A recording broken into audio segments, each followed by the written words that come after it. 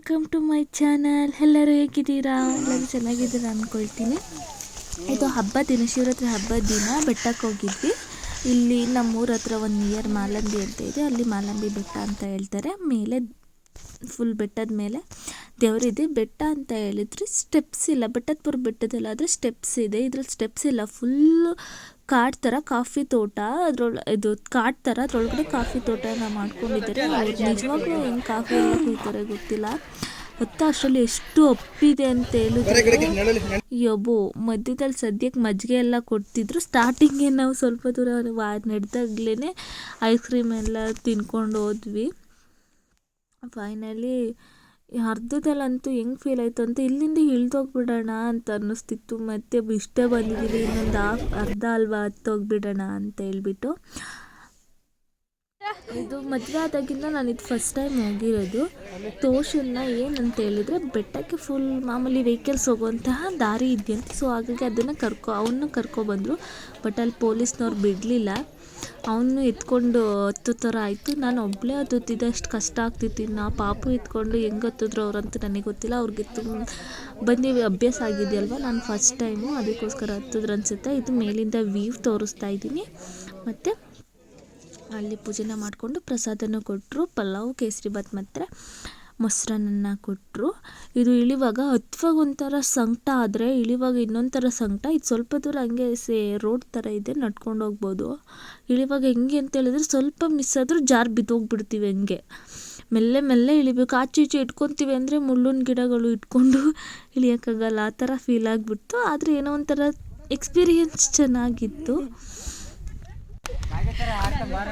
ಇಲ್ಲಿ ನೋಡಿ ಎಷ್ಟು ಡೌನ್ ಇದೆ ಅಂತ ಹೇಳ್ಬಿಟ್ಟು ಇಲ್ಲಂತೂ ಇಳಿಯೋಕ್ಕಂತೂ ತುಂಬ ಭಯ ಆಗ್ತಿತ್ತು. 11:30 ಆಗಿಬಿಟ್ಟಿತ್ತು. ಅವಾಗಂತೂ ವೆಹಿಕಲ್ಸ್ ಬಿಡ್ತಿರ್ಲಿಲ್ಲ. ಮಾರ್ನಿಂಗ್ ಹೋದರೆಲ್ಲ ವೆಹಿಕಲ್ಸ್ ಎಲ್ಲ ಹೋಗ್ಬಿಟ್ಟಿದ್ದಾರೆ. ಆ ಡೌನು ಅಪ್ಪಲೆಲ್ಲ ಹೆಂಗೆ ಓಡಿಸ್ಕೊಂಡು ಹೋದ್ರು ನಂಗಂತೂ ಗೊತ್ತಿಲ್ಲ. ನಾವು ಸಿಂಗಲಾಗಿ ಹೋಗೋಕ್ಕೇ ಭಯ ಆಗ್ತಿತ್ತು. ಬಾಯ್ಸಿಗಂತೂ ಫುಲ್ ಕ್ರೇಜ್. ಮತ್ತು ಇನ್ನೊಂದು ನಿಮಗೆ ಟಿಪ್ಸ್ನ ತೋರಿಸ್ತಾ ಇದ್ದೀನಿ. ಸ್ಕಿನ್ ಗ್ಲೋ ಆಗಲಿಕ್ಕೆ ಮತ್ತು ಆ್ಯಕ್ನಿಸ್ ಕಮ್ಮಿಯಾಗಿ, ಡಾರ್ಕ್ ಸ್ಪಾಟ್ಸ್ ಎಲ್ಲ ಕಮ್ಮಿ ಆಗಲಿಕ್ಕೆ ಇದು ನೆಕ್ಸ್ಟ್ ಡೇ ಸ್ಕಿನ್ ಕೇರ್ ಮಾಡ್ತಿರೋದು. ಬಾಳೆಹಣ್ಣು ಪೂಜೆಗೆ ತಂದಿದ್ವಲ್ವ, ಬಾಳೆಹಣ್ಣು ಇತ್ತಲ್ಲ ಅಂತ ಹೇಳ್ಬಿಟ್ಟು ಅದನ್ನು ಬಾಳೆಹಣ್ಣು ತಿಂದ್ಬಿಟ್ಟು ಸಿಪ್ಪೆ ಇತ್ತಲ್ಲ, ನಾನೆಲ್ಲೋ ನೋಡಿದ್ದೆ. ಇದು ಬಾಳೆಹಣ್ಣು ಪೀಲ್ಸ್ ಮತ್ತು ಸಿಪ್ಪೆ ಇರುತ್ತಲ್ವ, ಅದನ್ನು ಫೇಸಿಗೆ ಹಚ್ಚಿದ್ರೆ ಆ್ಯಕ್ನಿ ಮತ್ತು ರಿಂಕಲ್ಸ್ ಆ್ಯಂಡ್ ಡಾರ್ಕ್ ಸ್ಪಾಟ್ಸ್ ಎಲ್ಲ ಕಮ್ಮಿ ಆಗುತ್ತೆ, ಪಿಗ್ಮೆಂಟೇಷನ್ ಕಮ್ಮಿ ಆಗುತ್ತೆ ಅಂತ ಹೇಳ್ಬಿಟ್ಟು. ಆ್ಯಂಡ್ ನೆಕ್ಸ್ಟ್ ಬಂದು ಇದನ್ನು ಹಲ್ಲಿಗೆ ಸಹ ಯೂಸ್ ಮಾಡ್ತಾರಂತೆ. ಟೀತ್ ವೈಟ್ನಿಂಗ್ಗೆ, ಹಲ್ಲು ವೈಟ್ ಆಗಲಿಕ್ಕೆ ಸಹ ಯೂಸ್ ಮಾಡ್ತಾರಂತೆ. ಅದು ಗೊತ್ತಿಲ್ಲ ಅದ್ರ ಬಗ್ಗೆ. ಬಟ್ ಇದ್ರನ್ನ ಸಿಪ್ಪೆನ ಯೂಸ್ ಮಾಡೋದ್ರಿಂದ ಸ್ಕಿನ್ ಚೆನ್ನಾಗಾಗುತ್ತೆ, ಗ್ಲೋ ಬರುತ್ತೆ ಮತ್ತು ಆ್ಯಕ್ನೀಸ್ ಎಲ್ಲ ಕಮ್ಮಿ ಆಗುತ್ತೆ. ನನಗಂತೂ ಎಂತ ಅಂತ ಹೇಳಿದ್ರೆ ವರ್ಕ್ ಆಗ್ತಿದೆ. ನಾನು ಯೂಸ್ ಮಾಡ್ತಾಯಿದ್ದೀನಿ. ಪಪಾಯ ಪೀಲ್ಸು ಅಂದರೆ ಪಪಾಯದ ಸಿಪ್ಪೆ ಮತ್ತು ಬನಾನದ ಸಿಪ್ಪೆ ಎಲ್ಲ ಯೂಸ್ ಮಾಡ್ತೀನಿ. ಇದ್ರ ಜೊತೆಗೆ ನಾನು ಒನ್ ಡೇ ಬಿಟ್ಟು ನೈಟ್ ಟೈಮ್ ನಾನು ವಿಟಮಿನ್ ಇ ಕ್ಯಾಪ್ಸೂಲ್ನ ಯೂಸ್ ಮಾಡ್ತೀನಿ. ಅದರಿಂದ ಸ್ಕಿನ್ ಪೋಲ್ಸ್ ಇದಾಗುತ್ತೆ, ಡಾರ್ಕ್ ಸರ್ಕಲ್ಸ್, ಡಾರ್ಕ್ ಸ್ಪಾಟ್ಸ್ ಎಲ್ಲ ಇರುತ್ತಲ್ವ, ಸೊ ಡಾರ್ಕ್ನೆಸ್ ಕಮ್ಮಿ ಆಗುತ್ತೆ ವಿಟಮಿನ್ ಇ ಕ್ಯಾಪ್ಸೂಲ್ನ ಯೂಸ್ ಮಾಡೋದ್ರಿಂದ. ಇಲ್ಲಿ ನೋಡ್ತಿರ್ಬೋದು ನೀವು ನನ್ನ ಫೇಸ್ ಯಾವ ಥರ ಕ್ಲಿಯರ್ ಇದೆ ಅಂತ ಹೇಳ್ಬಿಟ್ಟು. ಇದನ್ನು ಏರಿಗೂ ಸಹ ಆಯಿಲ್ ಜೊತೆ ಮಿಕ್ಸ್ ಮಾಡಿ ಏರಿಗೂ ಸಹ ಯೂಸ್ ಮಾಡ್ತಾರೆ. ಆ್ಯಂಡ್ ನೆಕ್ಸ್ಟ್ ಇದನ್ನು ರೋಸ್ ವಾಟರ್ ಜೊತೆ ಮಿಕ್ಸ್ ಮಾಡಿ ಫೇಸಿಗೂ ಸಹ ಹಾಕ್ತಾರೆ. ನೋಡಿ ಲಾಸ್ಟಲ್ಲಿ ತೋರಿಸ್ತೀನಿ ಸ್ಕಿನ್ ಯಾವ ಥರ ಆಗಿದೆ ನಂದು ಅಂತ ಹೇಳ್ಬಿಟ್ಟು.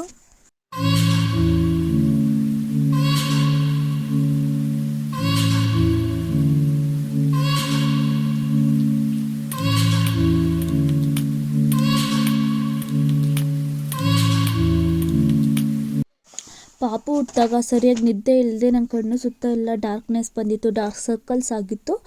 ಇವಾಗ ಯೂಸ್ ಮಾಡ್ತಾ ಸ್ವಲ್ಪ ಕಮ್ಮಿ ಆಗಿದೆ. ಝೂಮಲ್ಲಿ ತೋರಿಸ್ತೀನಿ ನೋಡಿ ಯಾವ ಥರ ಸ್ಕಿನ್ ಗ್ಲೋ ಇದೆ ಮತ್ತು ಡಾರ್ಕ್ ಸರ್ಕಲ್ಸ್ ಎಲ್ಲ ಕಮ್ಮಿ ಆಗಿದೆ. ಪಾಪು ಕೆಳಗಿಳಿ ನೋಡಿ, ನಮ್ಮ ಪುಟ್ಟ ಕಂದ ಅವ್ರ ಅಜ್ಜಿಗೆ ಸೀರೆ ನರಿಗೆ ಇಟ್ಕೊಡ್ತಿದ್ದೆ ನಾವು ಹಿಡಿಯೋದೆಲ್ಲ ನೋಡಿಕೊಂಡು. ಇದೆಲ್ಲ ನೋಡೋಕೆ ಒಂಥರ ಕ್ಯೂಟಾಗಿ ಅನಿಸುತ್ತೆ. ಕ್ಯೂಟಾಗಿ ಆಡ್ತಾ ಇರುವಾಗ ಒಂದೊಂದು ಸಲ ಕೋಪ ಬರ್ಸಿದ್ರೆ ನನ್ನ ಸ್ಕಿನ್ನು ಫುಲ್ ಮದುವೆಗಿಂತ ಮುಂಚೆ ಕಾಲೇಜ್ ಟೈಮಿಗೆ ಹೋಗುವಾಗ ಮುಖ ತುಂಬ ಫುಲ್ ಪಿಂಪಲ್ಸ್ಗಳು ಆ್ಯಕ್ನೀಸ್ ಎಲ್ಲ ಎಷ್ಟಿತ್ತು ಅಂದರೆ ಫೇಸಲ್ಲಿ ಗ್ಯಾಪೇ ಇರಲಿಲ್ಲ, ಅಷ್ಟೊಂದಿತ್ತು.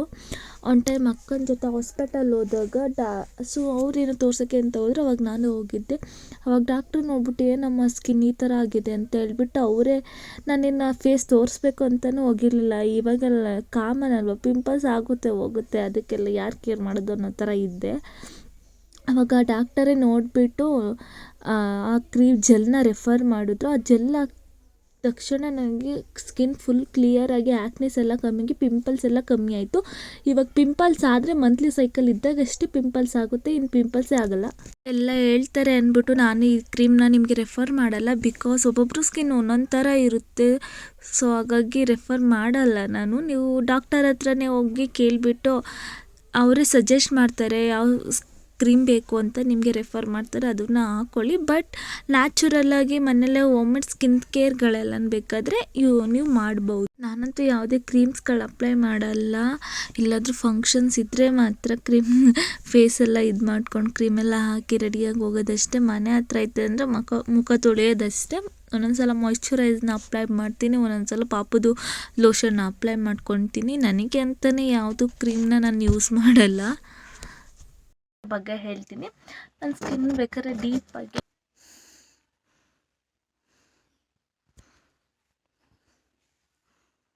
ಇದು ಇವಾಗ ಆಗ್ತಿದೆ, ಬಿಕಾಸ್ ಮಂತ್ಲಿ ಸೈಕಲ್ ಇದೆಯಲ್ಲ, ಸೊ ಹಾಗಾಗಿ ಆಗ್ತಿದೆ. ಆ್ಯಕ್ನೀಸ್ ಎಲ್ಲ ಮತ್ತು ಡಾರ್ಕ್ ಸ್ಪಾಟ್ಸ್ ಎಲ್ಲ ಕಮ್ಮಿ ಆಗುತ್ತೆ. ಅದು ನನಗೆ ಡಾಕ್ಟರ್ ರೆಫರ್ ಮಾಡಿದ್ನ ತೋರಿಸ್ತೀನಿ ಅಂತ ಹೇಳಿದರೆ, ಡಾಕ್ಟರ್ ಹತ್ರ ರೆಫರ್ ಮಾಡಿರೋದಲ್ವ, ಸೊ ಹಾಗಾಗಿ ಭಯ ನಿಮಗೆ ಹೇಳಲಿಕ್ಕೆ. ಆದರೂ ತೋರಿಸ್ತೀನಿ ಯಾವುದು ಅಂತ ಹೇಳ್ಬಿಟ್ಟು. ನಾನು ಯೂಸ್ ಮಾಡಿದ್ದು ಫುಲ್ ಕ್ಲಿಯರ್ ಆಗಲಿಕ್ಕೆ ಯಾವುದು ಯೂಸ್ ಮಾಡಿದ್ದೆ, ಅದು ಡಾಕ್ಟ್ರು ರೆಫರ್ ಮಾಡಿರೋದಲ್ವ, ಸೊ ಹಾಗಾಗಿ ತೋರಿಸ್ತೀನಿ ನಿಮಗೆ.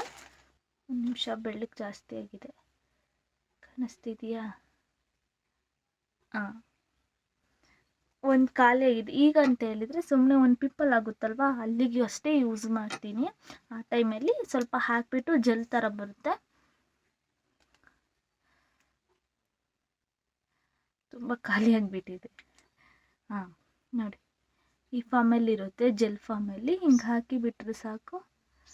ನೈಟ್ ಹೊತ್ತು ಮಾತ್ರ ನೈಟ್ ಟೈಮ್ ಹಾಕ್ಬಿಟ್ಟು ಮಾರ್ನಿಂಗ್ ಫೇಸ್ ವಾಶ್ ಮಾಡಿ ಸರಿ ಹೋಗುತ್ತೆ. ಒಂದು ಖಾಲಿಯಾಗಿ ಇನ್ನೊಂದು ತರಿಸಿಟ್ಟಿದ್ದೀನಿ. ಹೋಗ್ಬೇಕಾ? ಬಾ, ವಿಂಡೋ ತೆಗಿತೀನಿ, ಬಾ ತೆಗ್ದೆ, ಬಾ.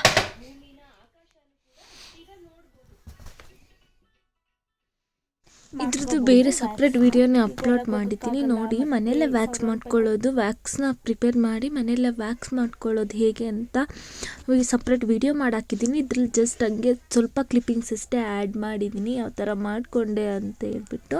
ಪೌಡರ್, ಯಾವುದೇ ಪೌಡರ್ ಸಹ ನೀವು ಹಾಕೋಬಹುದು. ನೀವು ಮನೇಲಿರೋಂಥ ಯಾವುದೇ ಪೌಡರ್ ಫೇಸಿಗೆ ಹಾಕ್ತಿರಲ್ವ, ಆ ಪೌಡರ್ನ ಹಾಕ್ಕೊಳ್ಳಿ. ಹಾಕ್ಬಿಟ್ಟು ಆ ಬಟ್ಟೆಗೆ ಸ್ಟಿಕ್ ಮಾಡ್ಕೊಳ್ಳಿ. ಇದನ್ನು ಇರ್ಬೋದು, ಎಷ್ಟು ಹೇರ್ಸ್ ಇತ್ತು ಇವಾಗೆಲ್ಲ ರಿಮೂವ್ ಆಗಿದೆ.